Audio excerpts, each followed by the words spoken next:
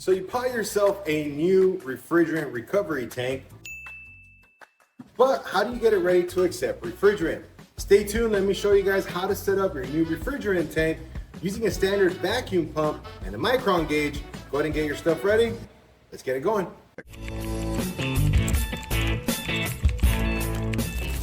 So you buy yourself a new recovery tank, either for an external recovery machine or for your standard triple R machine, but you're not sure how to get it ready to accept refrigerant.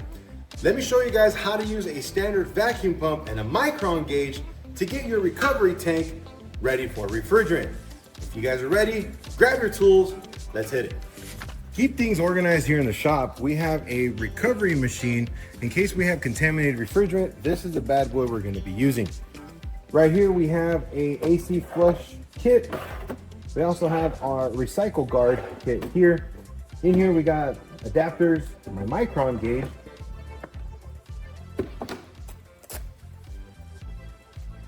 Which is a CPS gauge, which works pretty good.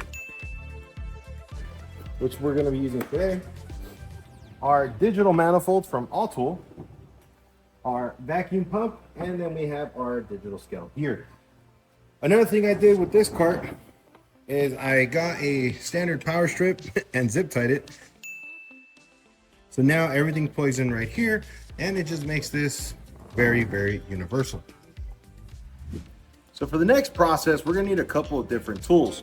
We're gonna need a standard 1/4 inch hose with our standard 1/4 inch screw fittings. I'm using the Vevor VP425 vacuum pump. It's a dual stage pump and it can pull a vacuum under 500 microns. Pretty handy pump. Make sure you guys check it out. Remember, when you're using it, remove the cover from your exhaust. And once you turn it on, you're always going to loosen one of the caps until you get a vacuum. Once you get a vacuum, you'll cap it back off and then the pump will get going. The next thing is your recovery tank. Your recovery tank also has a low side and a high side. Depending on which way you're gonna be using, we're gonna go on the low side here. If you go on the high side, it also has a tube that goes down to the bottom of the actual tank. It's more of your own personal preference. Some of you guys might tell me in the comments that I'm wrong, but I just go on the low side itself. When you purchase these, most of the time they come with nitrogen in them. As you can tell, ours has nothing in it. So we're gonna go ahead and connect all our equipment, and then we're gonna start the recovery process. The other piece of equipment that I forgot to show you guys was our CPS Micron Gauge. This is a vacuum gauge that we're gonna be using. As always, anytime you're pulling a vacuum on a refrigerant system, you always wanna shoot for under 500 microns. So this is what we're gonna be using to be able to see that. So let me go ahead and set it all up so this way you guys can see how you're gonna be setting up your new refrigerant recovery tank. All right, so that we're able to see, screw this bad boy on here. You don't have to use any special equipment. Use what the Lord gave you. Use your fingers. Just hand tight on there so that way we can get that going. Followed by our hose. Screw that on there. When you're dealing with your vacuum pumps, typically your vacuum pumps have two different sizes, two different size fittings. Here.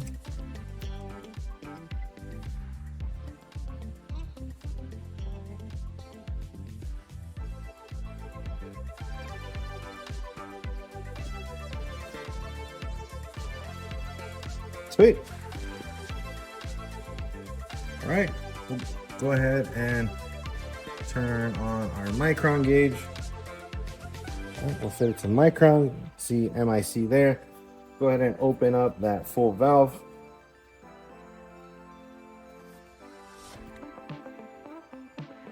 From my pump itself, I'm going to remove the exhaust cap. I'm going to unscrew this vacuum cap here, and right here in this sight glass is where you want to check to make sure that you have the proper level of oil, which we do, and we'll go ahead and power it on.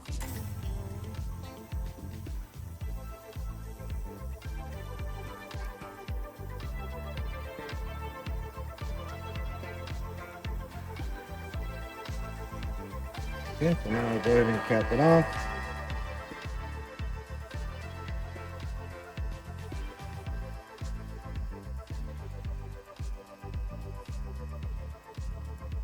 And we'll let the fun begin.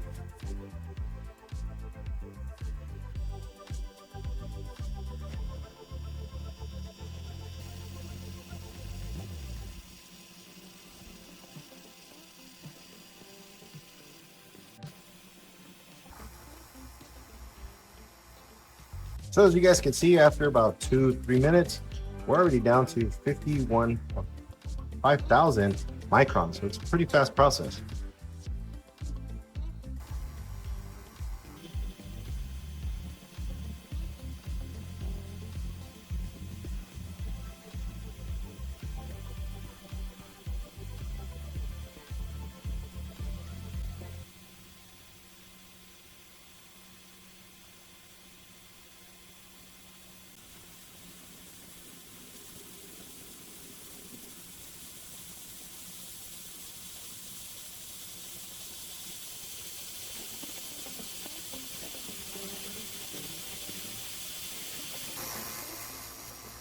Awesome, now that we're under 500, we'll go ahead and close off our valve.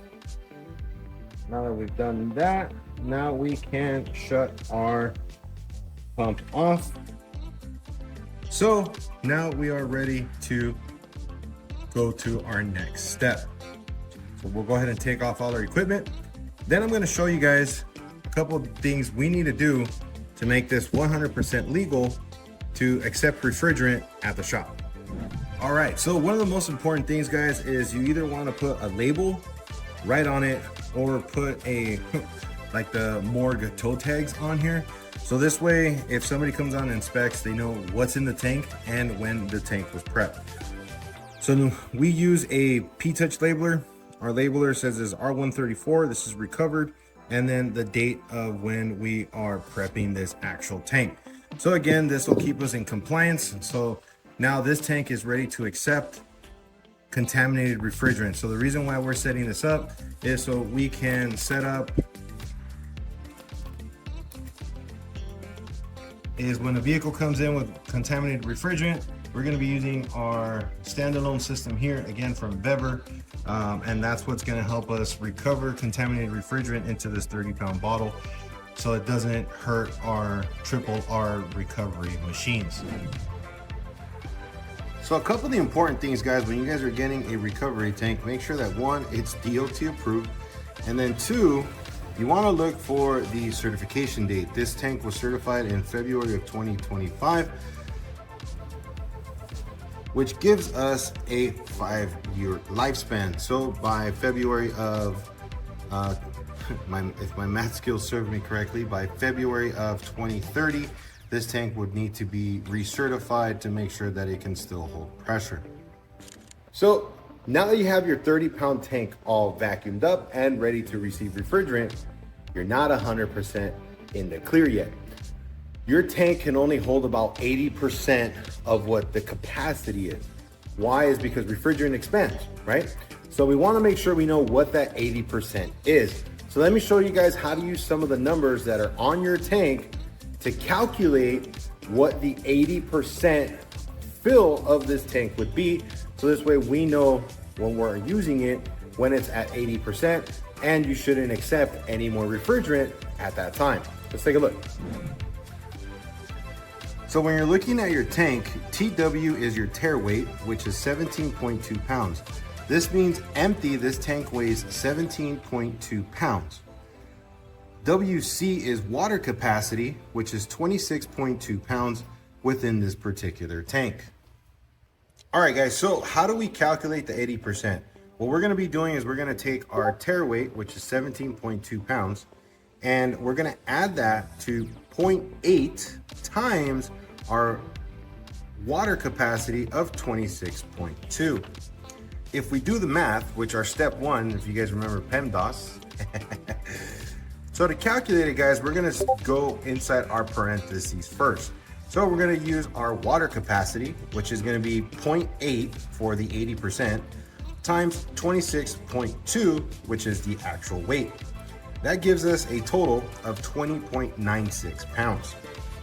Step number 2 is going to be adding the tare weight, which is 17.2.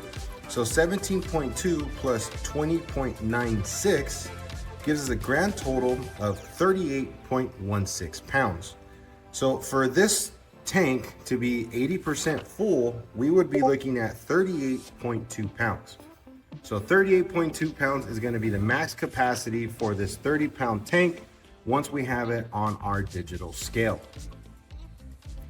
And to be compliant and safe for everybody who uses it here in the shop, let's add its own label. So just like we calculated, the max weight for this tank would be 38.2 pounds max weight. All right, guys, well, that's how simple it is to prep your refrigerant recovery tank. Again, this is for a tank that I'm only going to use for contaminated refrigerant. For when a car comes in, we're going to use this bad boy here to evacuate the refrigerant. So this way I don't contaminate my R134 or my 1234YF machine. Now, some of you guys might have a couple questions like, hey, how come you didn't add 1 or 2 pounds of virgin refrigerant into the tank? Well, the main purpose of prepping the tank is to put it under vacuum. So moisture boils at 212 degrees Fahrenheit at atmospheric pressure. When it's under vacuum, moisture boils off at room temperature, right? So because of that, bringing it down to 500 microns or less, we're able to boil off any moisture that might be inside the tank. Even though I know this tank is going to be used for contaminated refrigerant, we want to eliminate as many non-condensables as possible. This way, when we evacuate that contaminated refrigerant, it's not going to be full of air. It's just going to be whatever we're pulling out of that car. Some of you guys might have been taught where you add 1 pound of virgin refrigerant. I feel that's a waste, so that's why I didn't do it. Now, if that's something you want to go ahead and do, feel free to do so. If you guys need any of the equipment that I used in this video, the tank I purchased on Amazon, it is a DOT approved Master Cool 30-pound tank.